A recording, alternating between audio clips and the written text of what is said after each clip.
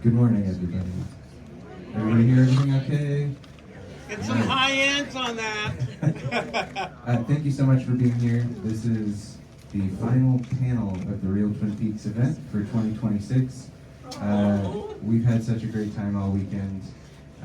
We've got one more day of fun for you, starting with this panel called Propping Peaks. My name is Vinnie Guidera. You guys may have seen some extremely nerdy deep dives on props that I've written on Instagram under the handle 12 Rainbow Trout, or maybe on Twin Peaks blog with Stephen Miller. But you know how special this stuff is to me if you've seen any of those articles. And it is my great pleasure to introduce two members of the Twin Peaks prop team today, prop master Jeff Moore and assistant prop master Stephen Gibson. Hi, everybody. Thank you for all coming and seeing us. This really means a lot to us, to see your faces here today. So thank you for showing up. This time of the morning on a Sunday. This is the earliest I've ever been to a jazz club. Yeah, they're usually just going home at this point. Okay, so Jeff, you've been with us for every single Real Twin Peaks event so far. We're glad to have you back, but Stephen, this is your first. You've crossed state lines to come to us here. I have. Don't tell ICE. Stephen, why don't you tell us how you found your way to Twin Peaks? How did you join the crew? Well, I found my way to Twin Peaks by, there was a girl, and I believe her name was Debbie, who had my position on the first year. And I was hanging out with her, and she was like really upset. And so I said, why? Well, because Dave Robinson wasn't going to be the prop master anymore, so they were looking for a new prop team. And I went, oh, okay. Yeah, excuse me. Jeff. And, but he got the job, yeah, and then pulled me in. Or else somebody did. But that's basically how it was, and that's how a lot of jobs in Hollywood are gotten. Word of mouth, you hear the rumors on the ground or anything. There's no back page of the drum along or anything like that. It's just, You don't look for jobs that way. No. Us talking to each other. Yeah, I mean, I think about 10 years ago I was asked for a resume and I think I laughed. And I said, hire me for a day. If you don't like my work, I'll leave out. And I actually know the story a little bit different than he does, because as humans, we hear and see things differently. It was actually when I met, Stephen and I had been working together already. I brought him on the show because in reality, he sees it different, but he had the number. And he said, I gave it to you. And I said, okay, you might have given it to me, but I was in this space where I didn't care. If I was happy with the show I just finished. It was wonderful.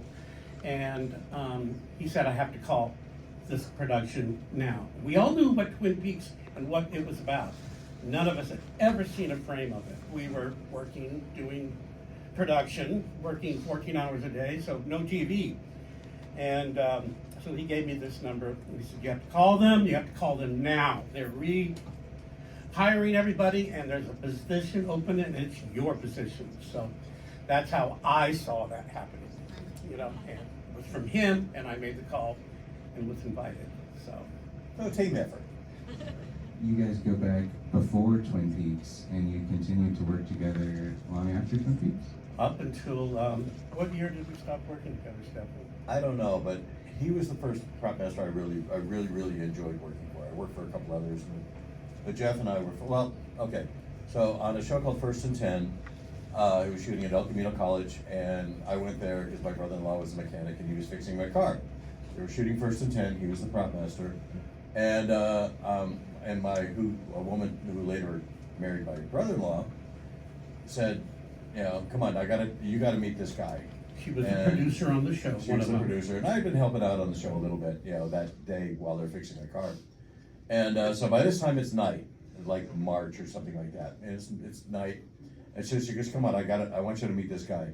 So I put on I was wearing a lot of fedoras at the time, I had like that, and my trench coat, and I go over to this thing called the prop truck. And this guy comes walking off in a trench coat and a beret. That's how I remember it. And I went, brother. And he went, brother. And We fell in love. yeah. In a minute, or less. In a minute. It was just like, okay, this guy's weird enough to be my friend. And so And I remember it being daytime. I remember it being warm enough not to wear trench coats. So anyway. It wouldn't be the last contrast in your careers.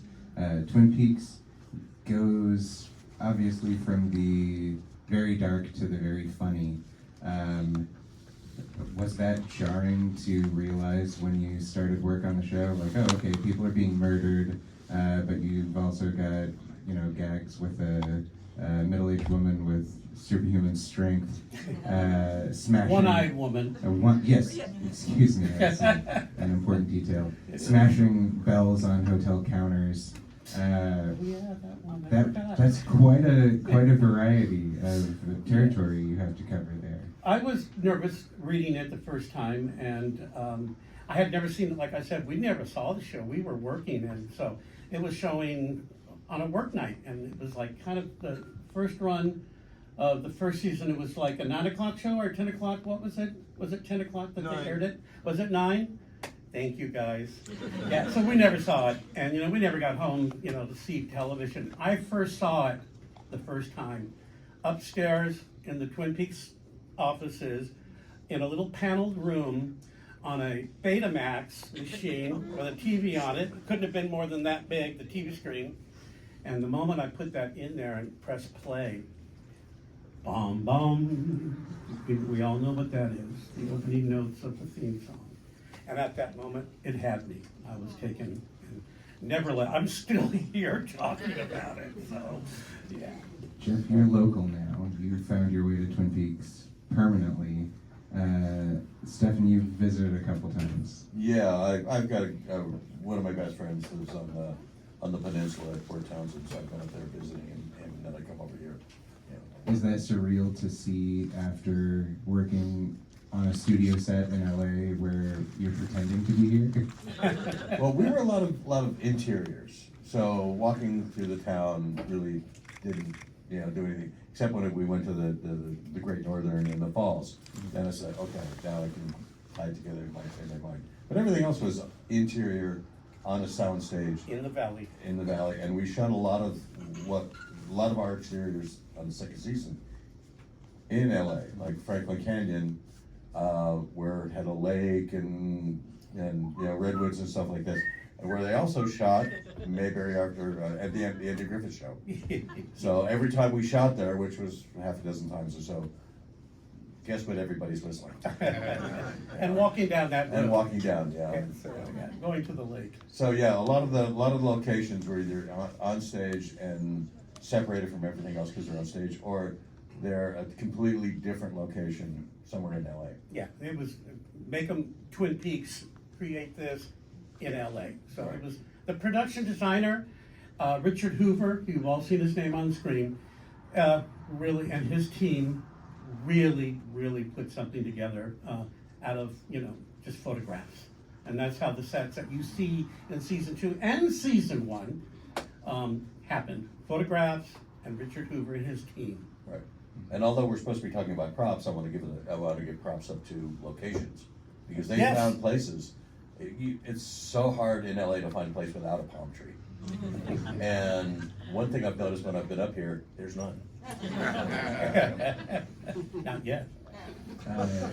Speaking of shooting on location, I want to hear about what your job entails when you're away from the studio set and you're somewhere out in the hills like Bronson Caves, Owl Cave. Those scenes were shot at Bronson Caves in Southern California, maybe more popularly known as the Bat The Cave. Batcave, yes. But what do you have to prep for when you know you're going to be out in the middle of nowhere? Well, that's an easy one, because essentially every film crew, every department has a truck or a trailer. So you have everything you need is on that truck.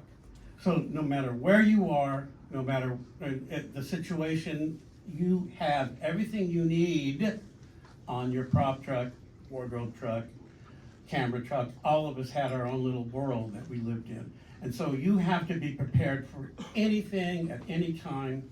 And in the book I'm writing about the story is that I make a point of talking to this exact thing, where a director will come up to you after 9 o'clock at night on a Wednesday and say, I need this. And if it's not on the truck, there's no place to go.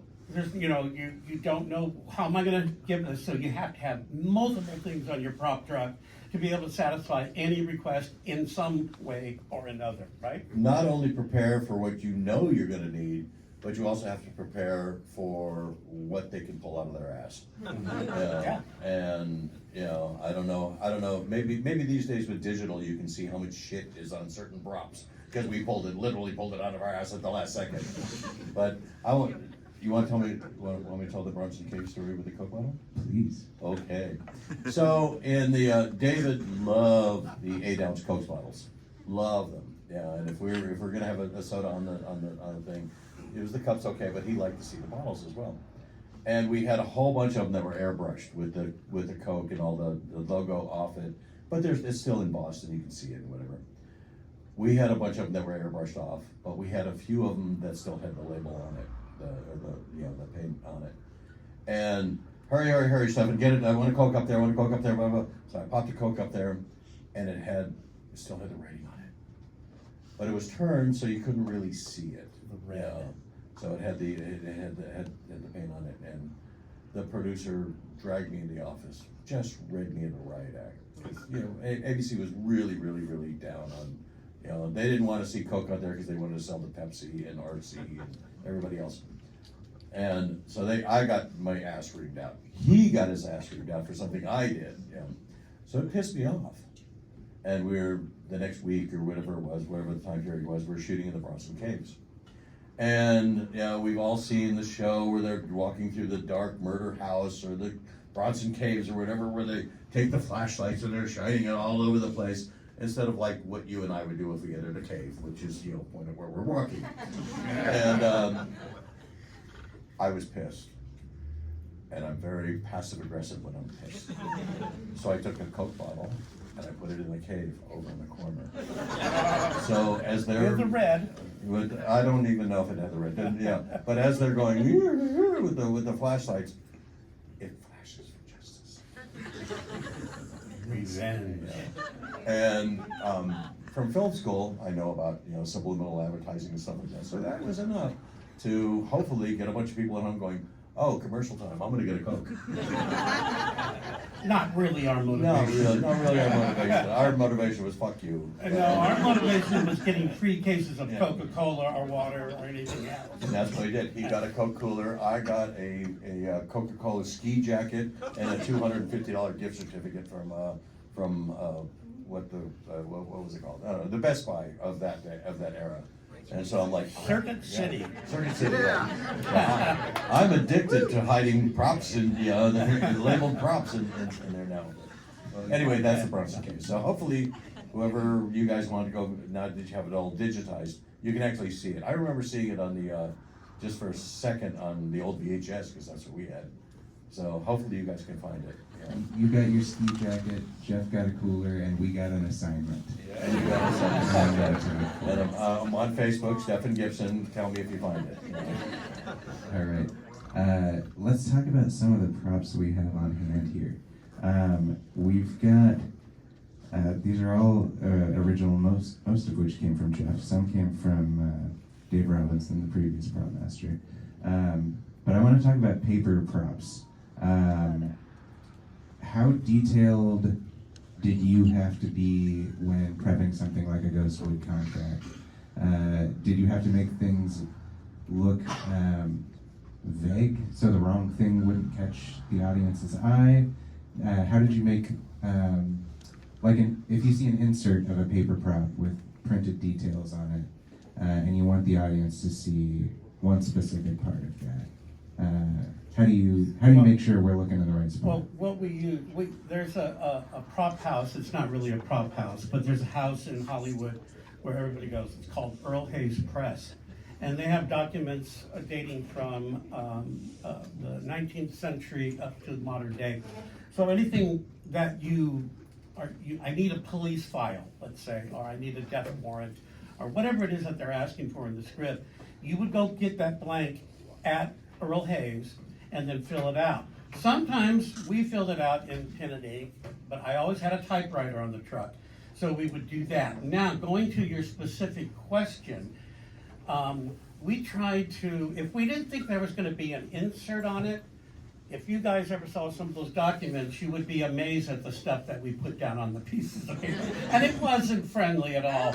We had fun with names, we had fun with occupations, whatever was on the form. And so we had fun, but we also, we had to preface that with knowing if they're going to insert it or not. So, if an insert will kill you if you put, bad things in there. And they were really bad about telling us that, hey, on Friday, we're gonna shoot the inserts from this episode or whatever, and so a lot of times we're caught with our britches around our ankles, and, but sometimes as we're shooting it, all of a sudden they'd say, okay, we're gonna do an insert of the paperwork. We're like, no, you're not. There's nothing on there. Just you see the FBI file, but inside it's just grocery receipts, or whatever. Because we just had to make it up because it's like. Well, we would scramble and do it, because that was our job. We had to, And you had to make we're not going to say no. No, So, never say no. Never say no. Never say no. There's one insert of Donna Hayward's Oh. birth certificate. She's up in the attic of the Hayward house, looking through these old You boxes read it, for right? her birth certificate, Right. and the audience is meant to see that the father listed on the birth certificate is not Doc Hayward, and that's the big reveal there. Right. There is one additional detail on there. The doctor's name, Which was? R. Robinson. Okay. Now, R. Robinson is a real human being. He was my first assistant. Stephen was my second assistant. We were a 3-person team. You'll see the same thing that I'm talking about in the Great Northern with name tags. My sister, who happens to be here today, I used her name on a prop, and we were at the Great Northern, and say the Piper's name. Mr. Tajimura. Mr. Tajimura is checking in, right? You all remember that scene where she comes or he comes up, and so the set dressing usually has to have things like in the background on the things, keys for the room. So, and background needs things to move around if they're being shot. And the action's here, people are moving around, having things to do. So, I knew right away that I went there knowing that those keys were on the wall. I knew there were some there. When I got to the set that day, there was none. And so I had to just figure it out. What am I gonna do? He has to hand her a key, or she has to hand her a key. And so I pulled one of the name tags, happened to be my sister's name, and the name I had on that was Tony Ann. And so I get the thing, pull the pin off of the back, had a drill gun, drilled a hole in the top, took some Mylar gold tape, covered up Tony Ann. He has it, and he told me that, you found, tell me what happened. You can faintly see that the gold tape is covering the name Tony Ann. And so I messaged Jeff, I was like, hey, who's Tony Ann? But speaking of inserts, the birth certificate, like you say, some of the stuff was we knew they were going to shoot it because it's in the script, but Absolutely. But turning around, but they would love to surprise us, and we love the surprise. And the other thing drunkies. in that scene, though, I also had to have photographs. If you remember, she pulls out a photo album. Do you remember that? Oh, in the Donna scene? Upstairs in the attic, she finds the birth certificate, and then she finds the photo album, and so she starts flipping through it. With the parents and Ben Horn. Correct. And so the pictures had to be, I had to wrangle pictures. So in that situation, where we had to do a scene with photographs, either I was going out taking pictures, or I would say to the actors, I need pictures of you from the past.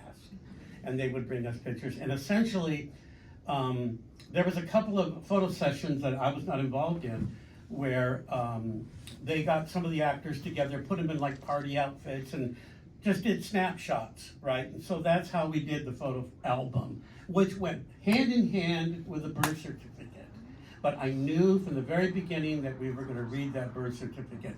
Rich, who's not here today, unfortunately for us, because we love him, is that he could spell, because I can't, and he was efficient in everything graphic, and so I threw all that onto him.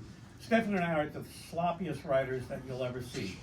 And so he was in there typing this thing up, and he came up with, his name is Rich Robinson, the doctor was R. Robinson. I have one more question about this prop.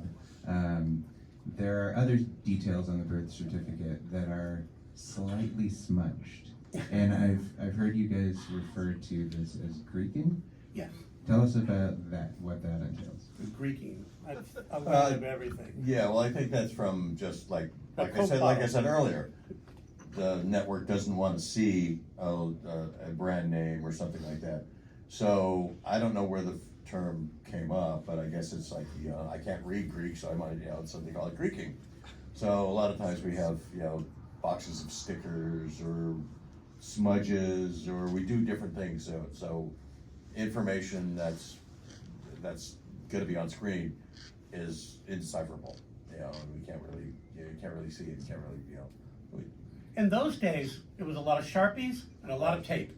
lot of A lot of you'll see, like on every television you see, they're covering up the name brand and stuff. So, yeah, Greeking was fun, and you could get creative with it too. One other fun thing about like the photo album and the photo box and stuff like that is, I used to go to, well, I still do, go to like thrift stores and find old photographs. They're not related to me, they're not related to the show or anything like that, but they're so old and indistinguishable that, you just throw them in the bottom, and hopefully legal doesn't say, wait a minute, we don't have clearance on that person. But it's really fun to make something like the photo album or something like that. I did that all on my own. I Yeah. sat down, and because these guys ran the set. He was the best at it. Stephen and Rich would always, my job was to keep everything flowing, no gaps. And if I didn't have these guys with me covering my ass on stage or on the set, I'd be, I would know. Us team were in the first 6 episodes. We all know the first season, right? By the time I was hired to do the show, they had already had 3 prop masters in 6 shows. Unheard of. No one has that many prop masters, or any department had come as much as what Twin Peaks had, and we got lucky and we held on for 22 episodes. Yeah, it's because the other prop masters didn't hire me. That had nothing to do with it. Trust me. I've gotten to know one of those other prop masters, Dave Robinson, who stayed on the crew, just not as prop master. He never intended to be prop master. He's a painter. And so he jumped at the chance to move to that and pass the reins over to you. Yes. But I want to go back to what you guys were saying with Stephen and Rich holding it down on the set, and Jeff being out and about sourcing props and doing everything else. Was there ever anything on the set where you ran into trouble and had to call this guy in? Probably Yes, forever, but there was, of just, but not. Where's this? But not because it's, sometimes it's where's this. Where did because you he put would- this? Because he would fly through so fast that he would put it on a shelf over here where there was, when we were working off this shelf here, or whatever, something like that. But he was really good about having stuff there. Sometimes we just couldn't find it, and, That's the kind of calls I got. And don't forget, when he's asking how did he would have to go to the stage phone. I don't know if we had one there. stage phone, Go to the stage, page me. I would get my page, then I'd have to pull over wherever I was and find a payphone. So it was real analog when these things came up, and so thank God there wasn't a lot of mistakes where they were emergency calling me back, you know. And to toot my own horn and Rich's horn, we were really good at punting. And just making stuff up and Yeah, and that's why they stayed with me, because I knew that I could walk away and they could find anything generally, or they can make it happen some way or another. I trusted them with my full heart, you know, so. And we trusted him, like going back to the files. Like Rich would do all the writing, you know, the typing or whatever. But then this guy would put it together, because he was so artistic and articulate about putting, if we knew it was gonna be an insert or knew it was gonna be a scene prominently, he was so good about putting things together. But sometimes he would fall asleep in the middle of a talk. Speaking of trust, props can potentially be dangerous. In your long careers working together, did you ever have any incidents where anything potentially dangerous could have happened or did happen? Well, I don't remember a lot of real actual gunfire on the show. There was some. But I don't remember that. I was too early in my career to really deal with that, and I grew up in a hippie household where we didn't have guns. You know, maybe when I was 8 years old, I had a cap gun. But there was one scene where you guys got to help me with the names and everything like that. We don't remember. Where the old man had a shotgun, and he's pointing at it. Who was that? That would be Mayor Milford. Okay, Mayor yes, Milford, the thank you very mayor. much. And so I'm babysitting him in the shotgun. I don't, you know, when there's a gun on set, there has to be a prop man right there, either taking the weapon from the actor Chain and of holding onto command. it, or just right there. You know, it doesn't leave your sight. And so we're in there. We're doing a couple of scenes. We move the camera around or whatever, and I have to leave the room for a second to do something else. Maybe prep for the next scene. Who knows what I was out for? But I went back in, but I had lost visual contact with the weapon. And so I take it back and I say, yeah, I need to clear it. I need to clear it. Camera's getting ready to roll. And the camera's ready to roll. Everybody's ready to roll. And the first AD's like, no, we you don't have time to check it. And I said, I need to check it. And he's like, well, is he gonna put the gun in, you know, put bullets in there, whatever, the idea? And I'm like, no, it doesn't matter. I have to check it. I don't know. You know, I don't know the mental capacity of this guy. It'd be a lot worse nowadays with MAGA and stuff. But anyway, sorry, I didn't mean to get political. Yes, I did. Anyway, so I finally just grabbed the weapon, or he said, Scott started yelling, roll, just roll, just roll, just roll, just roll. And we turned around and the entire camera crew had walked away. And so there was nobody to point the shotgun at. And they said, okay, I cleaned the weapon. So that was really great, because I was a young prop man, and to have the crew trust me that much, and to support me that much to clear the weapon. Yeah, would have never happened on the alcohol. Every fake gun is a real gun. Every fake gun is loaded. So there was never a time that we did not scream, out before, we're getting ready to roll, quiet please, those are the words that started. But before he says that, we are going, gun is clear, gun is empty, and that was our constant chant out when we were dealing with weapons. Right. It's safe, basically. And that was a big, A safe set is important. yes, extreme. Fictionally, when a crime has been committed, David Lynch had a penchant for gigantic flashbulbs on a crime scene. Did that fall to you guys? One of the first things my first experience with David was, he directed those first 2 episodes. We shot that in 21 days. So we were shooting, it was like a movie of the week schedule for those first 2 episodes. And the question was whether we... Giant flash. Oh, yes. He said, I finally got to meet David. I finally got to go to his, because you have to meet the director, you have to meet the actors, etc. Pre-everything. So, David was doing Wild at Heart at the time. He was doing the relaunch of Twin Peaks. and God knows what else he had on his plate because he was a nut, and we love that nut of who that he is.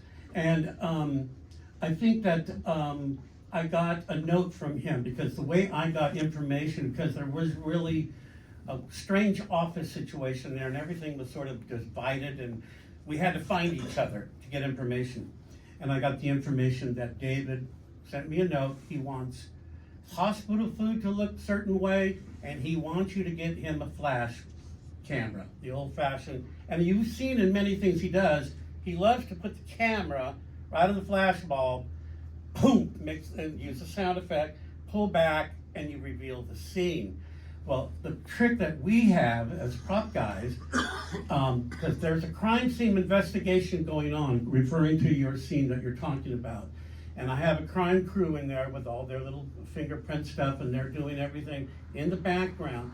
We would be off camera with what they call the flash paddle. And a flash paddle was like a thing like that, and each one of them had about 6 flash bulb inserts on either side of it with a little button on the handle where each time you press it, it would just flash one off.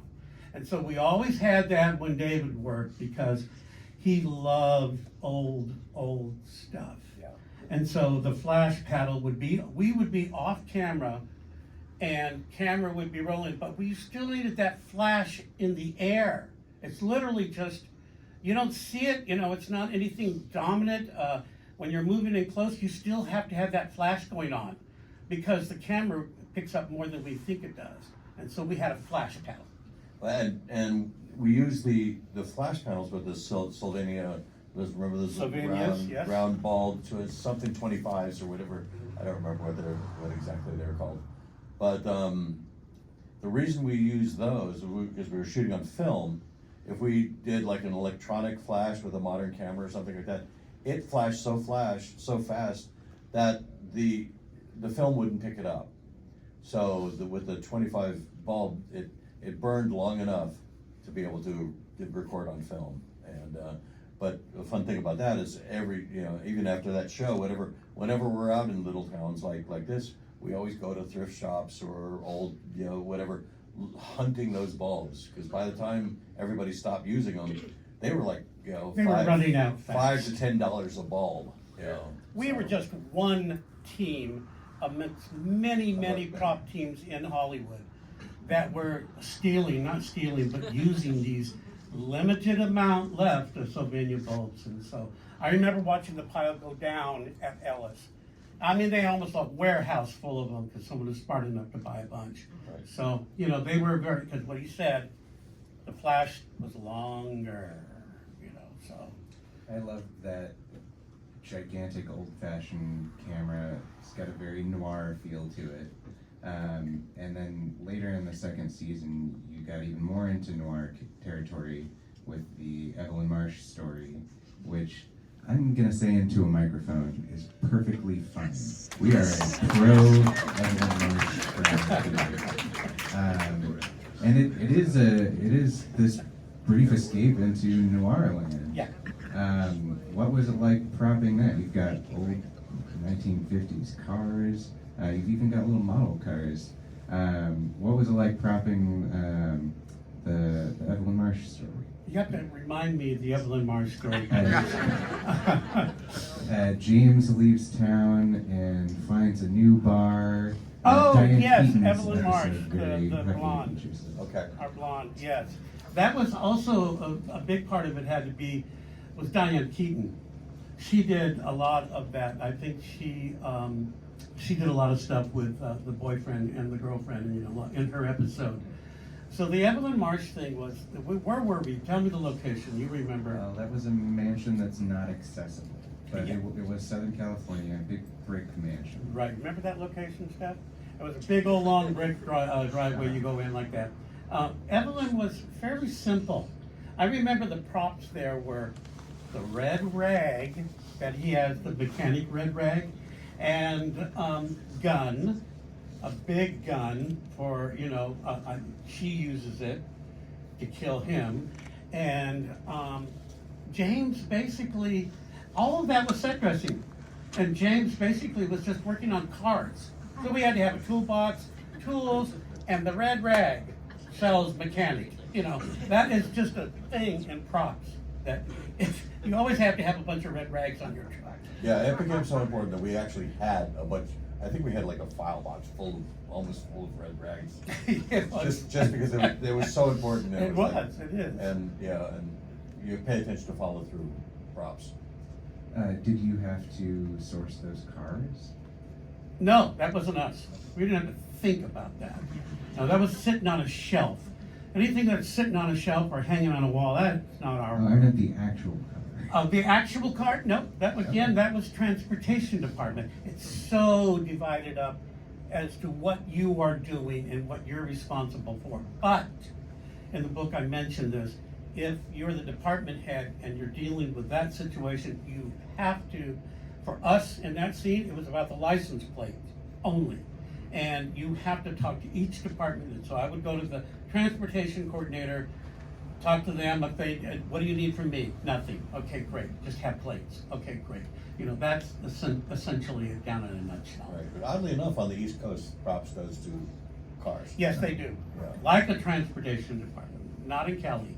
I love that there's a coastal dialect. It really is. for Well, they don't know what they're doing. And that's what they said about us. Speaking of license plates, I just want to show you guys how dedicated this room full of people is. Who can tell me what Leland Palmer's license plate number is? I was thinking about this last night, that would be a good trivia question. Do you know the Is answer? it 710? Yep. It sure is. Give it up. Yes, now that's a true fan right there. We love it. My favorite scene with his car, though, was when he's driving down and going crazy, and it's actually Bob driving. That scene was, I think that was Caleb was directing that episode, and they opened the trunk, and Maddie is in the golf bag. Maddie in a golf bag was a big deal for us because I got called into, David was back on stage. He had disappeared for a while, and he came in because he was getting ready to reveal the killer. So he brought me into the office, and he said, set me down, and he said, Jeff, can you keep a secret? I thought, I work on Twin Peaks, I better be able to keep a secret, right? And he said, I need you to find me a body bag, and it's gonna be in the back of Leland's truck. No, I first found out what he wanted, and he told me he's gonna put a person in it, a body, he said. A golf bag. A with golf a bag, person. yes. And I had to find a golf bag and he told me in that meeting, I definitely wanna put somebody in that bag before I shoot it. I wanna know somebody could fit into that. That's pressure. So I went and got these professional golf clubs.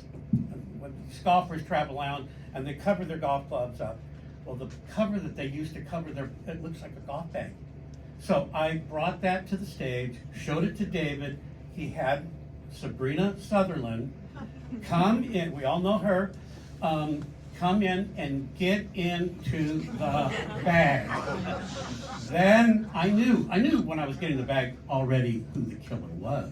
Because what came before that? Remember the chipping of the golf balls? Remember the putting of the golf balls? That was Leland. So getting that golf bag told me everything. So and this was even way before Ray even knew. I told this story to Ray when he was here last year. And he thought he was, first to know. No. You have to source the I was. items before they shoot the scene, so Correct. we need a heads up. Yeah, and he did. Yeah. But I had to even keep it from him, and I eventually told, didn't I tell you guys? You didn't. I don't know. Stephen, do you know that Leland was the killer?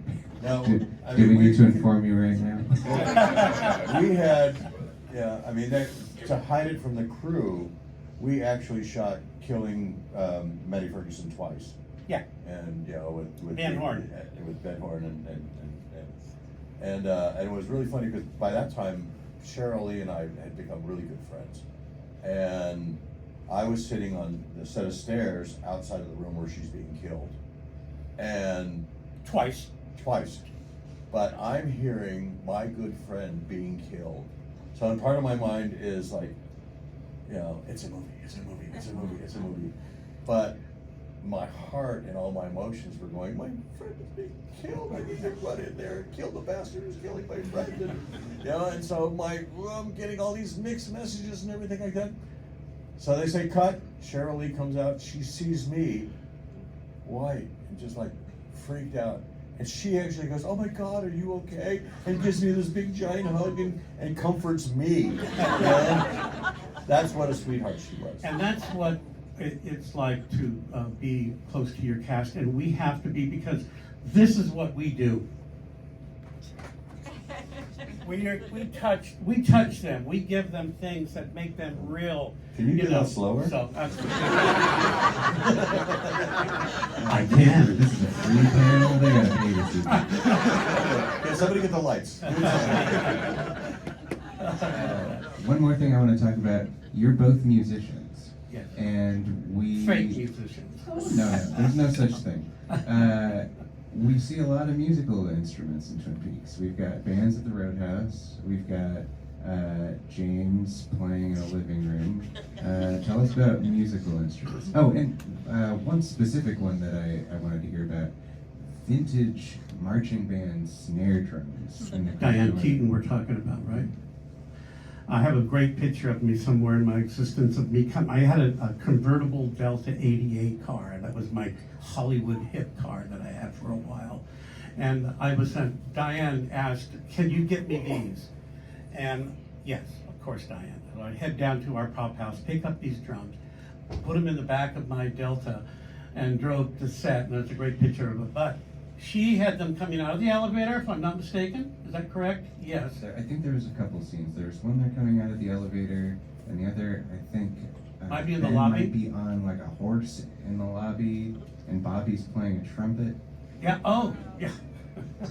So anyway, but it was like one of those things where we really didn't have, if there was a band like Julie Cruz, when we shot The Falling video that you've all seen with the red curtain. We shot that on the night that we were shooting It's Happening Again, you know, when the giant comes in to Roadhouse, and you know, we had that great David moment of all the lights going out and the spotlight on the giant. There was, again, the question was... Musical. Oh, instruments. musical. They had their own stuff. We didn't have to worry about it, you know. But David that night got mad because he saw that one of the there was a horn player somewhere, and it had the word Yamaha on it. And he saw it. And he goes, we're not promoting Yamaha here. And so, couldn't. And we didn't see it. You know, it wasn't our deal anyway. But that was probably, and his guitar, him and I did that James' completely. James' guitar, that was his and my scene from the moment we read it till it finally got shot, because we put that together ourselves. James and myself did that. So I, being a guitar player, I knew a lot. And he's a guitar player. He knew a lot. And then there's this one great rental house in LA called SIR, right? SIR, yeah. Studio Instrument Rentals. And I said, I think I'm gonna go to SIR. And he looked at me and goes, you know about SIR? I said, yes, of course I do. And so he said, I want this guitar and da-da-da. And so, of course, and that scene was all him and me. And it was just, I love that scene. The song is just, to some people, very irritating. But, you know, it was a really interesting moment in the show's history, you know, I think. And that's the show that he comes over the couch, too. Bob comes over the couch. But being musicians on not only that show, but all the shows for my 35 years, being musicians, if we had to Greek out somebody's personal instrument or Gibson, we were always whatever. very respectful and very careful about it, more so than a regular prop guy that's just like, oh, it's just a, you know. You're not gonna sand something off of the headstock of it. Yeah, we didn't. Yeah, we would very carefully. We would do like something. to have. Yeah. Well, no, because you know. I'm teasing. That was a yeah. joke, but I'm like the Hateful Eight was like destroyed me. Yeah. Because the prop guy didn't like stand his ground and say, this is a $300 fucking Martin, No, don't destroy it. $30,000, that actually. Well, no, it was, I was talking about the age, but, Yeah, but definitely a $30,000 guitar though got smashed. Yeah. Because no one called cut. Yeah, and that's part of being a prop guy. Sometimes you gotta have more balls than the director. You do. And, Step right in. and protect stuff. No, don't do it. You cannot do this with a gun. You cannot do this with a $30,000 guitar. You cannot do this with whatever. So we didn't really have a lot of these, instruments that we had to contend with, Right, not on that show. not on Twin Peaks. Yeah. Well, expanding on what Stephen was saying, do you remember any instances on Twin Peaks where you had to say no to a director? I don't know if that No, word exists. Really, I don't think, well, for me personally, I think I was too young in my career to really say no, It was, and David was really, he was such a great guy that you didn't want to, No, And if you did, it was such a traumatic thing that you blocked it. they wanted to And- say no to Diane a lot though. Yeah, well, they wanted to say no to a lot of people. They were like push, like Uli Adele's episode. Push. He's a feature director. He's not used to the TV schedule and everything like that. The last night of shooting, we wrapped everything up, and we're all saying, goodbye, Uli and stuff. Like, I had heard a rumor. Somebody told me that he wasn't, he was kind of an asshole or whatever. I didn't experience that. He was a No, great neither guy. did I. But anyway, so we're all saying, goodbye, thank you very much and everything. And all of a sudden he stops and he says, I get it. I'm not a director. I'm an employee. And that's And- really the essence of it right there. And that's the way that TV treats a lot of directors, The Twin Wonderful Peaks- thing yeah. about that Twin Peaks might have been a little different Yes. because it was created by a director who was creative. So he might have had the guys loosen a little bit, but I don't think very much. Everybody wanted to do the show. No film director were directing television in our time during that period, end of the 80s and the beginning of the 90s. Television and film were so far from each other. It was like, you work film, Yeah. you work television, but I'm gonna Twin do movies Peaks. for 50 years and then retire in television. And That's- the thing about Twin Peaks is they invited feature film directors in one of the very first shows to do that.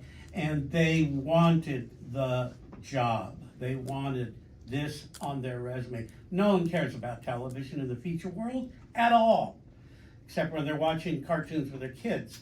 So, we broke that barrier, I think, more than anybody when it came to those type situations. It's interesting to think of some of those directors who may have been accustomed to features who are, for the first time, serving the whole, something bigger, where they're not going to be here for the next week, but they have to pass the torch to somebody else and make sure it's passable. Make sure, there's not a seam between this episode and the next person's. So I would imagine that'd be an interesting dynamic. Yeah, well, I think there was a lot of, like Harley and Mark. Mark setting up the bigger picture, and then, Harley and them kind of fitting in the pieces, Good example, very good. That's what he talked about yesterday. We've got a couple minutes left here. What do you want to tell us? What haven't I asked? What are the stories that I'm missing? God, haven't we been telling them all for 5 years? Especially like that one. What, Hogshead? What's that? Hogshead? Oh, You the said- Diane Keaton again. This is Diane Keaton. There was a few things. The Hog's Head. You've all heard that story where I told you where I created the Hog's Head because it was out of all the scripts had weird food. And the production meeting, and it's the very last scene, and in the production meeting, you're sitting around a table and you're telling everybody, okay, you're gonna get that, you're gonna do this, okay, I'll do this, and we're doing all that, getting it done. Very last scene of that script was Joan Chen coming in with the plate of weird food. So I came up, and I'll pass this over to Stephen because he ended it.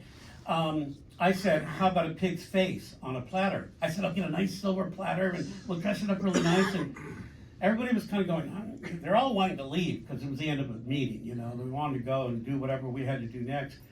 And I said that, and the only person that mattered in that room at that moment was Diane Keaton.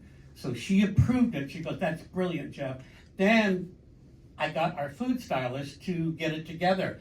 Then, when it was time to do it, she came to Stephen. With a box with a frozen pig's head in it. And like I said, I was, this was pretty much my first series, big show and stuff.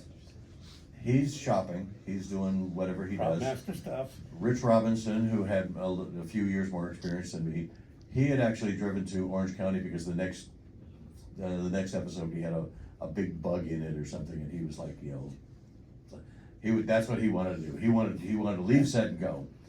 And so I had my little brother who had zero experience on a set come and help.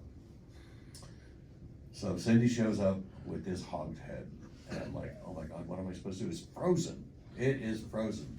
Our boom man grew up on a farm, and he said, no problem. You just take a hammer, you hit it here, and the jaw pops open. And I love this story. that's an unfrozen one. But I'm still trying. Pop, pop. This is so gross. Now, like I said, I grew up in a hippie household, but my parents also converted to Islam in 1968. So I have no experience with pork whatsoever. And so I'm like trying to do the thing, and it's like, but I need to put an apple in the mouth and everything like that. So I'm like, so I get a big wide blade screwdriver and a hammer, and I knock the front teeth out so I could carve a little bite piece out of the apple and put it in there and everything like that. And then luckily, just by the grace of the Twin Peaks gods, the caterers were only using stovetop at that point, so they had for lunch. So they had an oven for me, so it was great. Can you cook it for me? Great. And so by this time I'm pissed at Cindy. I'm pissed at it. I'm grossed out to do this with this hog's head, and the eyes looking at you. So it's just, and so the caterers cooked it, and I ran out there with the silver tray, and I had the grapes and the lettuce and everything. I'm dressing around it, and I'm so pissed off and disgusted at this fucking prop, and it smells so good. And I had it off, and everybody said, "Oh yeah, great," and everything like that. But And I came back not knowing any of this happened at all, and he didn't tell me this until, he sort of mentioned, he goes, God damn Cindy, she was our food stylist. God damn Cindy, and I go, what? He goes, we didn't have time to talk about it. So I didn't hear about this thing that he was going through for a while. And so that is a really great teamwork thing. Stephen with somebody who's never been in props as his assistant for that day, me out and about, Rich gone down to Orange County. What was he doing? I don't know, smoking joints. Anyway, so that was kind of an interesting, Diane's full of. I thought you were gonna say, Jeff got back to the set and you're like, I couldn't figure out this hog's head. And Jeff was gonna say, oh, don't you know you just gotta hit it with a hammer. But I'm bump. I love that. Nice day. But I didn't tell him, because how do you tell somebody who is your good friend and your boss that his girlfriend's an asshole? She was our food stylist. I see a bunch of people who recognize you just don't do that until after the divorce. Well, we're coming up on our time here, so I want to take a moment to thank Boxley's for having us. I've always wanted to be here in this room. We love you here. They've been great friends to the Real Twin Peaks events over the last few years, and we appreciate them very much. Jeff and Stephen have some shirts here with the Circle brand logo, which you might recognize from a prop that they made. Leo Johnson's new shoes. Yeah, that was a David creation on the spot. David wanted to do Dutch boy shoes. Remember Dutch boy shoes? We were in the production meeting, he couldn't get a clearance, and literally the day we were shooting this scene, he called me over and we started creating this logo that was because he wanted a certain brand, he couldn't get clearance, and he held off until the last, and literally the last minute. And so Rich, myself, and David designed this while he was holding the fort down. So. And that was an excellent insert that I would never know was a spray painted washer and stack of sticker letters. on a piece of a cardboard that I got from the grips, because they had rows and rows of different things because they gripped stuff, right? And that's how we created it. Very, very on the fly.